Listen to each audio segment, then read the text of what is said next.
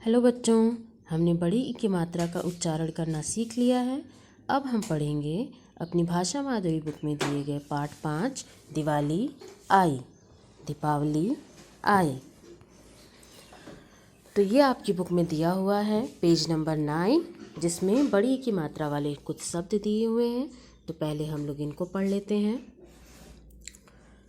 पहला शब्द है क पर बड़ी ई की मात्रा कील, कील। घ र पर बड़ी की मात्रा री, घड़ी।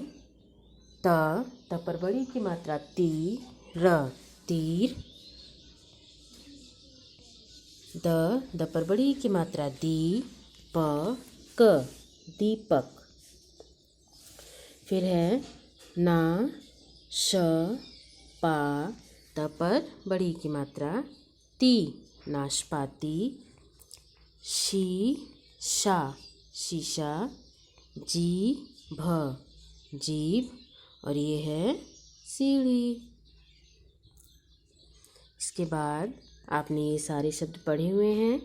मछली, मछली। झ पर बड़ी की मात्रा झील, झील। च पर बड़ी की मात्रा चील। अब हम इन शब्दों को पढ़ते हैं, जिसको कि आपको पता है कि ये समान लय वाले शब्दों की तरह होते हैं। तो तीर,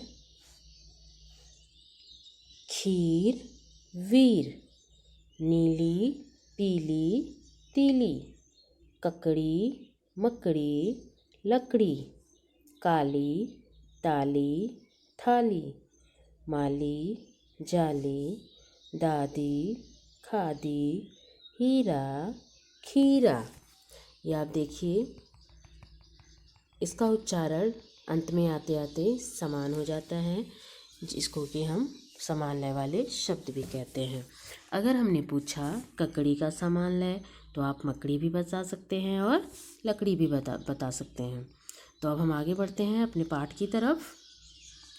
पाठ 5 दीपावली आई। पाठ 5 दीपावली आई। द पर बड़ी की मात्रा है और ल पर भी बड़ी की मात्रा है। दीपावली, दीपावली आई। दीपावली आई। गीता, गीता की नानी पीली साड़ी पहनकर आई। गीता की नानी पीली साड़ी पहनकर आई। ये गीता की नानी है। यहाँ देखिए, ये जो साड़ी है इसका रंग पीला है। नानी लीची, पपीता, नाशपाती। म यहाँ पे देखिए, म है। म पे कौन सी मात्रा है? छोटी ई है ये, तो मीठा। लेकिन ई पे कौन सी मात्रा है? बड़ी है। मिठाई लाई। अब गीता की दीदी आई। दीदी खीर बनाकर लाई।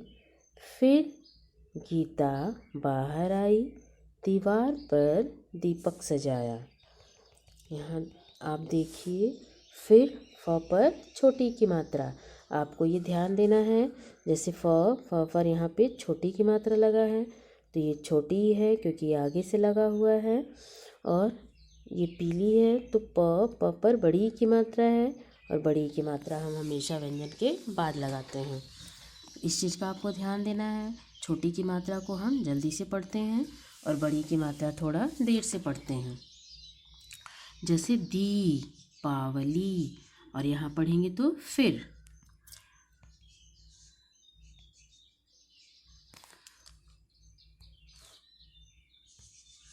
तभी, तभी, तभी गीता की सखी दीपा आई। यहाँ देखिए, अधिकतर शब्द जो यहाँ पे दिए हुए हैं उस पर बड़ी की मात्रा है। मिलकर थाली सजाई, सीताराम जी की आरती गाई। मिठाई खीर खाकर दीपावली की बधाई दी। यहाँ पे कौन सा त्यौहार मनाया जा रहा है? यहाँ पर दीपावली मनाई जा रही है। दीपावली गीता की नानी पीली साड़ी पहनकर आई और वह अपने साथ क्या क्या लाई? लीची, पपीता, नाशपाती और मिठाई। और उसके बाद गीता की दीदी आई जो खीर बना कर लाई। फिर सबने मिलकर दीवार पर दीपक सजाया। हम लोग उस दिन पूजा भी करते हैं। तो फिर सब ने मिलकर साथ में सीताराम जी की पूजा की, मिठाई खाया, खीर खाया और सबने आपस में सबको दीपावली की बधाइयाँ दी और दीपावली मनाई। ये आपका अभ्यास है। यहाँ पे देखिए पहला प्रश्न, नानी कौन से रंग की साड़ी पहन कर आई? तो आपने अभी पाठ में पढ़ा है नानी पीली रंग की साड़ी पहन के आई। कौन सी रंग की? पीली। गीता की दीदी क्या बना कर लाई? गीता की दीदी क्या बना कर लाई थी? गीता की दीदी खीर बना कर लाई। गीता ने दीवार पर क्या सजाया? गीता ने दीवार पर क्या सजाया? दिवाली में हम लोग क्या सजाते हैं? दीपक। तो गीता की सखी का क्या नाम था? तभी गीता की सखी दीपा आई। गीता की सखी का दीपा नाम था। सबने मिलकर किसकी आरती गाई? सबने मिलकर सीताराम जी की आरती गाई। तो अब यहाँ पे है दीपावली पर आप जो जो करते हैं उसके लिए हाँ या नहीं बताइए। तो दीपावली पर आप दीपक जलाते हैं, ये बिल्कुल सही है। रावण का पुतला जलाते हैं? नहीं, क्योंकि रावण का पुतला हम लोग दशहरा में जलाते हैं। नए नए कपड़े पहनते हैं? बिल्कुल सही। एक दूसरे पर रंग डालते हैं? ये तो हम होली में करते हैं। एक दूसरे को तोहफे देकर बधाई देते हैं? ये बिल्कुल सही है। तो इस तरह हम इस अभ्यास को करेंगे। इसके लिए आपको PDFs भेजे जाएंगे। दी गई वर्ग पहेली से फलों के नाम ढूंढने हैं आपको। फलों के नाम से लीची, अनानास, आम, अनार, पपीता, नाशपाती, ये सारे फलों के नाम हैं जिसको आपको इस वर्ग पहेली से ढूंढना है। तो बच्चों, इस तरह हम इस पाठ को पढ़ेंगे और बार बार पढ़ेंगे ताकि हमें बड़ी की मात्रा का उच्चारण करने आ जाए।